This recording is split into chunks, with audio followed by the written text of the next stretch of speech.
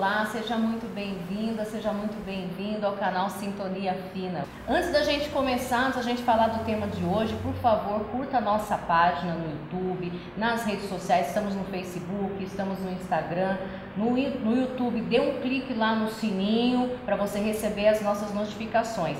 A cada 15 dias a gente tem um vídeo novo no canal. E hoje nós vamos discutir gordofobia. Você já ouviu falar nesse tema? Você já ouviu falar nessa palavra? Pois é, gordofobia, a grosso modo, é preconceito ou aversão a pessoas gordas. Ainda que você não tenha ouvido falar sobre esse tema, muitas pessoas sofrem preconceito por serem consideradas gordas, por estarem acima do peso ou fora do padrão que a sociedade estabelece como padrão de beleza. E para falar sobre esse assunto hoje, nós estamos aqui com a jornalista Joselane Soares e a professora de Comunicação Social da Universidade de Mogi das Cruzes, Agnes Arruda, que nós já agradecemos a presença. Agnes, muito obrigada. Obrigada. Eu que agradeço pelo convite. A Agnes é a nossa especialista de hoje, ela é doutoranda da Universidade de Coimbra, na verdade da Unip, ela fez um estágio em Coimbra, mas ela está defendendo uma tese em que ela faz a relação entre gordofobia e meios de comunicação. Aliada também à questão feminista, porque a gente sabe muito bem que a questão do padrão de beleza, ela atinge todo mundo, mas de uma forma muito particular as mulheres. Primeiro, eu acho que é importante a gente falar um pouco do conceito, né? A gente sabe que muita gente sofre preconceito por ser gordo, ou por ser gorda principalmente. Isso é gordofobia? Quer dizer, como é que caracteriza a gordofobia na prática, ali no dia a dia? Bom, como todo preconceito, né, ele se caracteriza pela discriminação e pela opressão da pessoa que sofre esse preconceito. Então, a pessoa que é gorda, ela não é simplesmente hostilizada, né, como a gente tem alguns casos, as pessoas falam, é bullying e todo mundo sofre bullying. Não, ela é ignorada em determinados espaços, ela é impedida de entrar em outros. Então, num simples motivo, por exemplo, de que ela não passa numa catraca de ônibus, ou ela não vai ao cinema porque a cadeira do cinema não comporta o corpo daquela pessoa. Ela deixa de ir em barzinhos, por exemplo, que tem aquela mesa e cadeira de plástico, porque não vai suportar o seu corpo, então ela começa a ser impedida de participar do convívio social, do convívio familiar em determinados aspectos. Começa até a se isolar. Né? Começa a se isolar e além disso, se ela está nesses ambientes, ela começa a ser hostilizada. Mais do que isso, é o fato de ter uma associação negativa a essa pessoa, né? Então, a nossa sociedade midiática, ela já considera que a pessoa gorda é uma pessoa desleixada, é uma pessoa preguiçosa, é uma pessoa doente, e essa associação ela aparece em momentos, por exemplo, como uma entrevista de emprego, em que a pessoa pode ter uma formação de excelência, ela pode ter experiência profissional, ou ela pode estar, né, pleiteando ter essa experiência, mas ela é preterida, às vezes, por uma pessoa que não tem a mesma formação, que não tem a mesma competência, mas essa outra pessoa é magra. E nós temos percebido isso na prática, não sim, é? Sim. Teve recentemente caso que ficou bem conhecido, teve repercussão nacional, que foi da jornalista da TV Vanguarda que foi demitida por estar acima do peso. E que é uma recorrência, na verdade, né? Não foi a primeira vez. Lembrando, para quem não sabe, desculpa interromper, TV Vanguarda é afiliada da Rede Globo no Vale do Paraíba. Não é um caso isolado, o caso da Michele Sampaio é recorrente.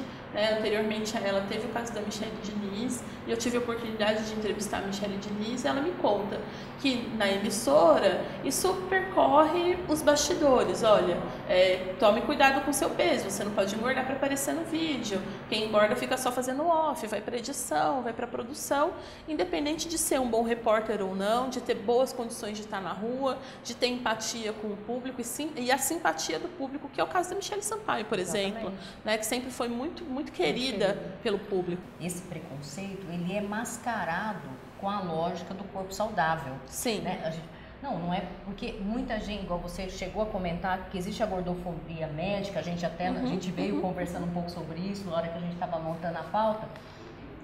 Porque o médico olha para uma pessoa que está acima do peso e todos os problemas daquela pessoa estão relacionados ao peso. Eu até contei para Agnes que um colega de trabalho comentou isso comigo. Ele estava com problema no tornozelo e toda vez que ele ia no médico, não, é porque você é gordo, você precisa emagrecer. Era o tempo inteiro, ele não queria investigar o problema do tornozelo. Todo o problema estava relacionado à questão estética. Então, às vezes, a gordofobia, ela é mascarada por essa questão da questão... ela mascara outras questões, né? É um preconceito que está tão enraizado que a gente, né? E que a gente automaticamente assume que os problemas daquela pessoa são porque ela é gorda, né? E, na verdade, e a gente percebe que é o preconceito porque não se assume determinadas questões para uma pessoa magra.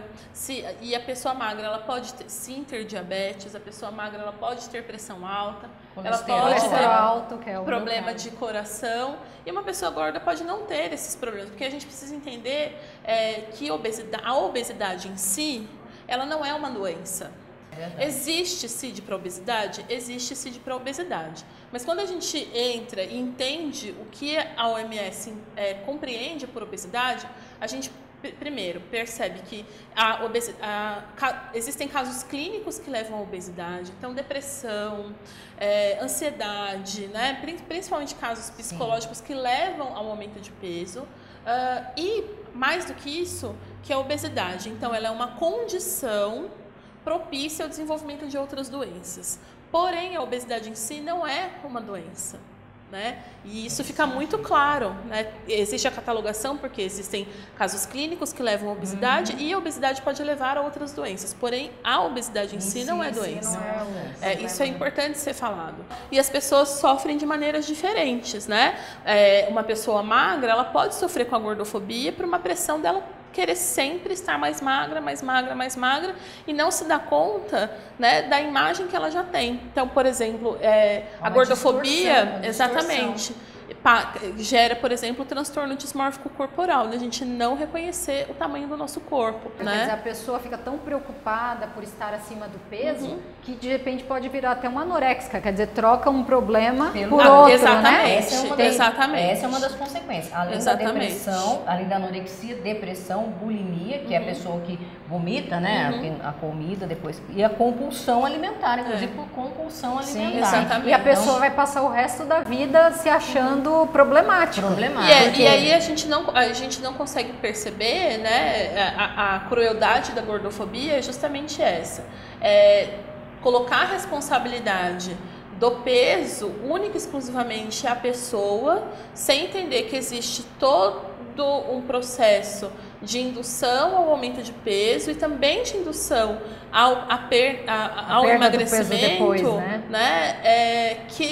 Do qual a pessoa ela passa a ser vítima de um processo de padronização que é midiático, né? Isso é importante ser dito. Isso, porque às vezes a mulher persegue um ideal de beleza que não existe. Está ali no Photoshop, está ali nos aplicativos. Aliás, né? Foi bom você falar isso, porque teve uma modelo brasileira, eu não lembro agora o nome dela, ela foi para os Estados Unidos e virou modelo plus size. Plus size. É um termo problemático, a gente pode falar sobre ele. Então ótimo. Aí ela foi entrevistada e as pessoas, óbvio, falaram, nossa, o que aconteceu com você? Você era tão bonita, o que aconteceu?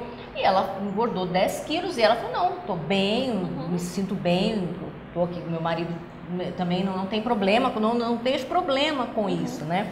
E ela justamente falou que ela chegou a fazer, dizendo que tinha emagrecido com dieta. Imagina, ela tinha acabado de fazer uma lipo e foi fazer um ensaio fotográfico. E quando perguntaram para ela, nossa, seu corpo, ela falou, porque eu tô fazendo dieta, estou fazendo educação, não era nunca dieta, reeducação alimentar. Então, gente, eu queria fazer um adendo aqui em relação a isso, porque rede social está causando um problema na cabeça dos adolescentes daquilo que é o ideal. Dos adultos também, dos adultos, né? Mas a gente vê todo mundo. Né? Mas assim, como os adolescentes gastam mais tempo em rede social, às vezes eles colocam algumas pessoas como símbolo, como o ideal a ser alcançado. Recentemente, não sei se vocês ficaram sabendo, de uma norte-americana, blogueira, com milhões de seguidores, e como ela tem uma ascendência latina, então ela fazia uma versão em inglês e uma versão em espanhol. E ela era crudívora, acho que é isso, que só alimentos crus. Ela nem alimentos cozidos, era totalmente vegana e alimentos crus. Vivia numa horta. E ela chegou a fazer, a incentivar as pessoas a ficarem 25 dias tomando água para se purificar.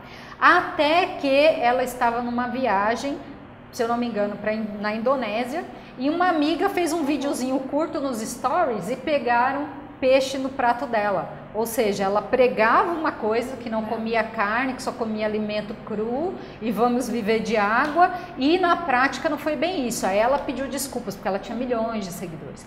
Ela pediu desculpas para as pessoas que a seguiam, que foi um momento de fraqueza. Porque ela estava doente, olha só. Que ela estava doente, que o médico pediu para ela começar a inserir alimentos cozidos na dieta dela. E aí a questão é essa, né? Você impõe à pessoa uma força de vontade que nem esses meios existem, né? Nem as pessoas que vivem nesses meios têm essa força de vontade. Então, falar, olha, é só você querer que você emagrece, e aí a gente aí a gente começa, então, se eu não emagreci é porque eu não tive força de vontade suficiente, então eu sou uma fracassada, né? E isso é introjetado na pessoa e é introjetado socialmente. E aí a gente pega os modelos, né, que a gente tem, os modelos midiáticos que aparecem da pessoa gorda, é sempre a espalhafatosa, né? A engraçada, ou então... é só pra tirar sarro. Exatamente, ou então tá, sei lá, né, tá com o cabelo encebado, com uma roupa esquisita, porque aparentemente ser gorda também você não pode ter nenhum tipo de vaidade, né? Você não pode ter um namorado, você... sinônimo de desleixo. Exatamente. Não, e se o namorado for magro, a pessoa fala, nossa, olha... exatamente. Estranho. Então, é estranho, e o contrário não existe. Quantas mulheres magras não estão com homens gordos, exatamente. né? Não existe esse preconceito. É uma questão muito, muito séria. E aí a gente fica mascarando esse preconceito. Acho que o cerne da questão é muito legal, o tema ser gordofobia, porque é exatamente isso. A gente fica mascarando com termos, você não é gorda, você é forte. Eufemismos, você né? não é gorda, você é fofinha, né? E aí a gente falou do plus size, e o plus size é um pouco isso também, né? Da gente... olha, plus size é legal, gorda não, né? E aí faz parte de uma indústria, de uma moda de consumo que não é acessível, né? As roupas para pessoas gordas de estilo, né? Com corte de moda são caríssimas, né? E aí você que não tem uma condição financeira, uma condição econômica razoável, no mínimo razoável, não tem acesso, e aí você não tem roupa para comprar, e você, mais um fator você de se veste, e aí é essa relação, né? Então, beleza, eu preciso comprar uma roupa numa loja popular, a loja popular não tem a roupa do meu tamanho, eu vou comprar, aqui tem, e aí a culpa é minha por eu ser mal vestida. Não a indústria, né? que não pensa, a indústria né, que não pensou nisso. Ou a loja popular que tem uma linha que as roupas são assim, horrorosas. Estampa, corte, é um saco que você veste. E põe um cinto no meio. E isso é o mais. São processos diferentes de exclusão, são processos diferentes de preconceito, né? E aí, falando dessa questão da exclusão, do preconceito, nós mencionamos o caso da jornalista que foi demitida por conta disso. Nós temos um vídeo de uma advogada, Regiane Bertazzoni, falando da questão jurídica, porque muitas vezes a pessoa acha sofrer preconceito, sofre sozinha, calada, e não sabe que poderia ter um respaldo jurídico. Vamos dar uma olhadinha no que diz a advogada Regiane. Olá pessoal do Sintonia Fina, tudo bem? Vou falar um pouco para vocês hoje sobre a gordofobia do ponto de vista jurídico. Vou começar falando da gordofobia no ambiente de trabalho, que ela pode se manifestar de 3 principais formas. A primeira são os critérios excessivos de teste de aptidão física nos concursos públicos. A segunda é a assédio moral no ambiente de trabalho. E a terceira seria a não contratação de pessoas gordas. O segundo ponto é a gordofobia nas relações domésticas, que podem acontecer agressões verbais entre cônjuges e de pais para filhos e de filhos para pais. Nos meios digitais, ela se concretiza por meio do cyberbullying, com o uso indevido de imagens e discurso de ódio, nas redes sociais principalmente. E tem a gordofobia médica, que é quando um médico que não é especialista em nenhuma das comorbidades relacionadas à obesidade, ele indica dietas para o paciente ou até uma cirurgia bariátrica e isso não é competência dele. E também quando o médico ele deixa de diagnosticar uma real doença porque ele acha que todos os problemas da pessoa gorda é simples fato dela estar obesa, quando na verdade nem sempre isso acontece. Do ponto de vista de ordenamento jurídico, de lei, que pode amparar as vítimas desse tipo de preconceito, eu vou citar 4. A Constituição Federal, que garante os direitos fundamentais da pessoa humana, o Código Penal, porque ele prevê o crime de injúria, o Código Civil para reparação de danos e a Lei Maria da Penha, quando a vítima é mulher e a agressão se dá em relação doméstica. Agradeço o espaço, um beijo para todo mundo do Sintonia Fina, obrigada, tchau. E aí a gente, falando dessa questão do trabalho, que é um dos lugares onde a gordofobia se manifesta, teve uma pesquisa feita pela Cato em 2013, chamado Profissionais Brasileiros, um panorama sobre contratação, demissão e carreira. E lá, 6,2% dos empregadores admitiram que não contratam pessoas obesas. Isso que admitiram, né? Admitiram, Isso porque tem essa questão. Mas esse número pode ser triplicado aí, certamente, né? Isso que admitiram. Então, assim, já aconteceu comigo, né? Deu ser descartada em uma entrevista sem passar pelo processo, né? Assim, cheguei na seleção, não, você e você não, né? E aí, se você não, você percebe que as pessoas gordas foram excluídas desse processo. Então, acho que o primeiro passo é identificar, sim, que existe um preconceito e que não é brincadeira, não é motivo de piada, não é motivo de riso, né? Identificar, e existe jurisprudência para isso, existem pessoas que estão ganhando causas relacionadas à gordofobia, isso é importante ser dito. Procure, né, entender, porque toda forma de preconceito é crime. A outra coisa é a hostilização de quem não está nesse padrão. E aí a gordofobia ela entra nesse contexto. A Agnes tem um canal chamado Tamanho Grande, vá lá também, curta, mande suas dúvidas, suas perguntas, os dados dela também vão ficar no nosso canal. Muito obrigada pela sua audiência, obrigada, Agnes, mais uma vez. Obrigada. Agradecer a advogada Regiane, que também contribuiu. Regiane, que contribuiu conosco, então muito obrigada a você. Curta lá a nossa página, fique atento ao Sintonia Fina, até a próxima. A minha fala, a minha opinião, a minha casa, a minha solidão. Joguei do alto do 3º andar, quebrei a casa e me livrei do resto.